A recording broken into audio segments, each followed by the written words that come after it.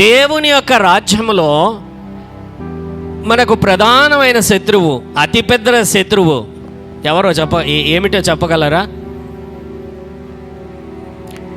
అతిపెద్ద శత్రువు అండి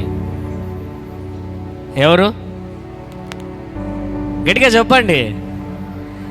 హల్లెలూయా. ఎవరు? సాధారణంగా మనందరి నోట వచ్చేటువంటి మాట సాతానే. అయితే మనందరికీ అతిపెద్ద శత్రువు ఎవరని అంటే రెండవ మరణం. ఎవరు? గట్టిగా చెప్పండి.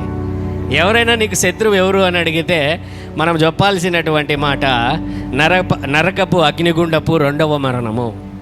సాతాను కాదు. హల్లెలూయా. అవకాశం ఇస్తేనే సాతాను ఆడుకుంటాడు. అర్థమవుతున్నదా నేను చెబుతున్నటువంటి మాటలు? అవకాశం ఇస్తేనే. అతిపెద్ద శత్రువు మనకు మరణం.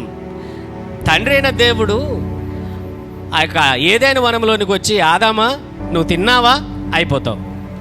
ఏమి నువ్వు తిన్నావంటే అంటే శత్రువు ఎవరు ఇప్పుడు అక్కడ? మరణమే. హల్లెలూయా, హల్లెలూయా. అర్థమవుతున్నదా? నాకు అనిపిస్తుంది అన్న, ఎప్పుడైనా అనిపిస్తుంది, జోక్గా అనిపిస్తుంది అనమాట, సీరియస్గా కాదు. నన్ను ఒకవేళ దేవుడు ఏదైనా వనంలో పెట్టి ఏదైనా వనంలో పెట్టి ఆదాంలాగా పెట్టి ఉంటే ఫస్ట్ ఆ చెట్టును కొట్టేసి ఉంటే బాగుండు అనిపిస్తుంది. ఏంటి ఆ చెట్టు? మంచి చెడులు తెలివినిచ్చు వృక్షాన్ని అడిగి కొట్టేసి ఉంటే బాగుండు కదా. దాని ఫలము ఉండదు, దాని తలకాయ నవ్వే ఉండదు, హ్యాపీగా దేవునితో పాటు సహవాసంలో ముందుకెళ్ళి. హల్లెలూయా. ఆ చెట్టునే కొట్టేసింటే దేవుడు ఏమన్నాడు? తినొద్దు అన్నాడు. దాన్ని ముట్టొద్దని చెప్పలేదు కదా. భార్య దగ్గరికి వచ్చేసరికి దాన్ని తినొద్దు ముట్టొద్దు అని చెప్పాడు ఆదాము ముందుగా భయపడి. హల్లెలూయా. సో అది ఒక ఊహ మాత్రమే, అంతే. హల్లెలూయా. బట్ మన అందరికీ ప్రధానమైనటువంటి శత్రువు ఎవరనంటే మరణం. అయితే మరణమును దాటుకుని మనం బయటికి వచ్చాము. హల్లెలూయా.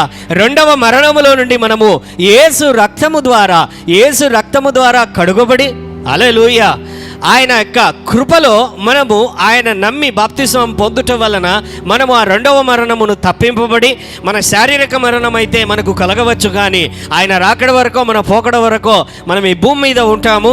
మన శరీరము మట్టిగా కలిసిపోతుంది. అయితే ఆయన రాకడలో మాత్రము మనము అందరము కూడా మహిమ శరీరము ధరించుకొని ఆయనను ఎదుర్కొంటామని దేవుని వాక్యం సెలవిస్తున్నది. Hallelujah. The first enemy is death.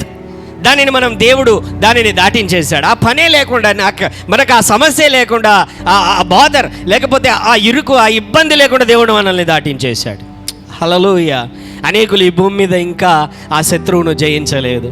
ఆ శత్రువును జయించడానికి, ఆ మరణమును దాటడానికి దేవుడు మనల్ని అనేకులను నడిపించడానికి మనల్ని సువార్త ప్రకటించమని ఆయన చెబుతున్నాడు.